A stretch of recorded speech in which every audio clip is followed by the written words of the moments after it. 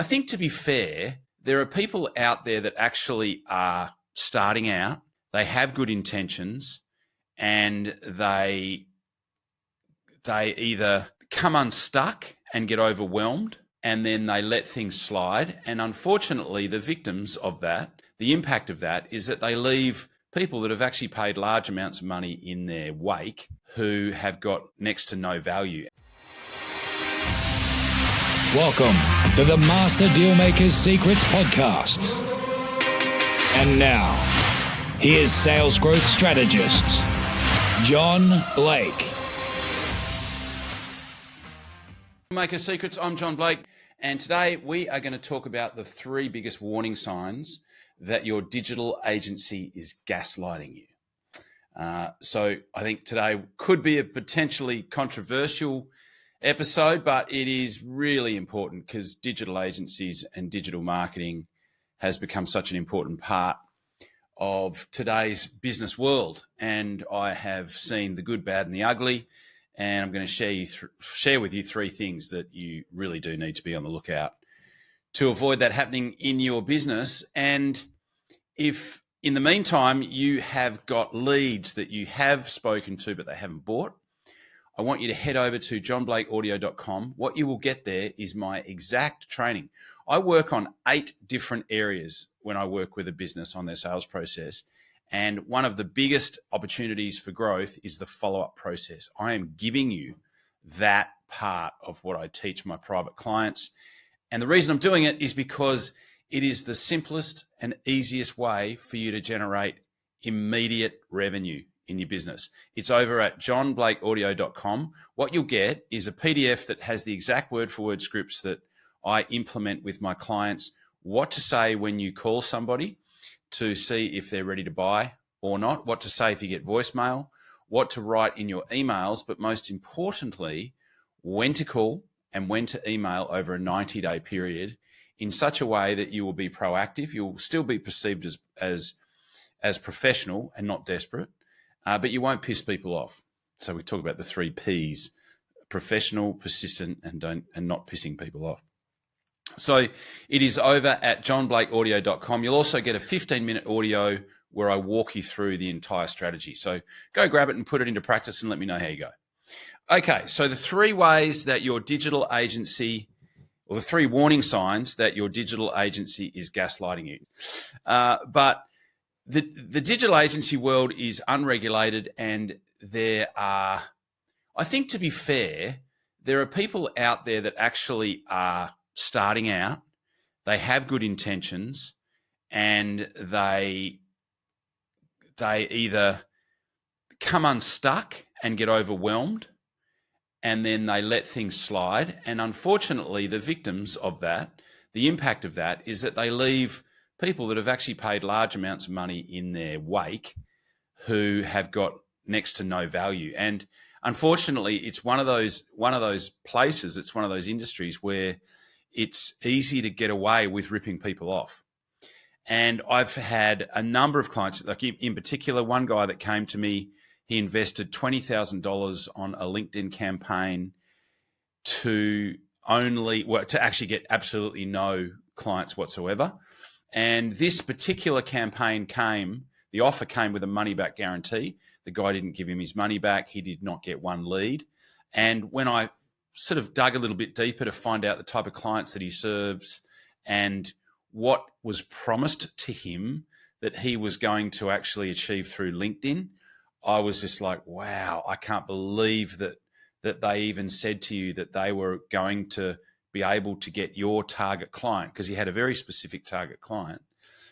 I'm very surprised that they could even have, in good conscience, suggested that you would find those type clients on LinkedIn. So subsequently, he spent 20 grand and got absolutely nothing. And then, of course, when he started to follow up the guy, he got ghosted and hasn't heard from him since. Another one, a very advanced marketing person who I've known for a long time, since 2012, invested $25,000 with a guy who promised her 60 leads within 90 days. And the upshot was that she got 1 lead and it didn't, it wasn't a very good one. It didn't go anywhere. And then when she inquired with this particular person, he suggested that she needed to change her entire business model to try to suit what he wanted to do in terms of lead gen. So basically he was gaslighting her and saying, oh, your offer needs to change. That's why you're not getting any leads. Same thing. Offered a money back guarantee, did not give her a cracker.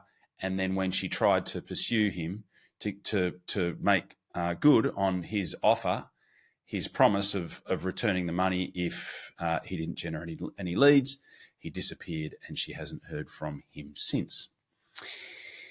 Incidentally, if anyone wants to know who these people are so that you can avoid them, I'm certainly not going to mention their names on the podcast, but I am more than happy to furnish you with those people's names, because I just find it abhorrent that people behave like that. And even closer to home, I've had some recent bad experiences with another client that's very close to me. And again, happy to share the details privately, but I'm certainly not going to mention them publicly. So the 3 ways, or the 3 warning signs that you are being gaslighted by your digital agency. And for those of you who don't know what gaslighting means, it means that they're blaming you for their lack of performance. They're saying, they're effectively trying to divert the attention off them and put it back on you. So the first one is that they are showing you stats like how much traffic your website's getting, or how many clicks you're getting on the ads that you're spending money on, but you're actually not receiving any additional leads. And by lead, I mean someone who's left an email address at the very least, but ideally an email address, a name, and a mobile telephone number, right? So at the very least, an email address, but ideally an email address, a first name, and a telephone number. So they're showing you reports that say, oh, look how well the ads are, look how well the ads are performing. We're getting clicks for, $1, and look at your conversion stats, the traffic that's going to your website, there's, all these people are converting, and that's meant to make you feel really good. But unless it's actually activity that's resulting in an inquiry that you can convert into a paying client, it is absolutely worthless. Now, and look, I know that some of those stats are precursors to people inquiring and all the rest of it, but if all they're doing is telling you how amazing you're doing and how much traffic you're getting to your website and how much of that traffic is turning into clicks, but you're not getting any additional inquiries for the money that you're investing, then that is a big warning sign. Now, maybe, to start off with, because sometimes campaigns take a while to be tested and be, brought up to speed. But, within 30 to 45 days, you should have an absolute read on whether this is actually working, whether this agency knows what they're doing, and whether you're actually getting proper inquiries that are actually converting into paying clients. So that's the first one. The second one is that they try to charge you for extra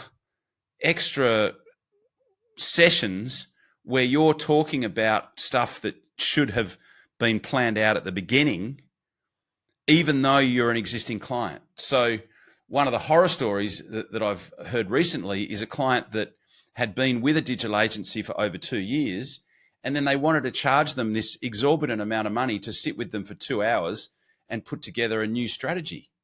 And it's like, hang on, these guys have been paying you a management fee for 2 years. You should be including that. It's there, if you want to keep them as an ongoing client, you should be including that.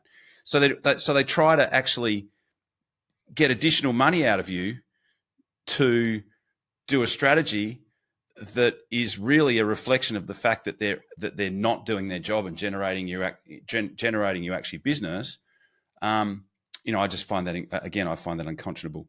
And then the third one is that they blame their own lack of poor performance in generating you actual buyer inquiries on either the market, the economy, your business, your offer, and that you need to be doing other types of marketing, right? So anything to accept responsibility and put the onus or the blame, divert the blame from them and put the blame back onto you.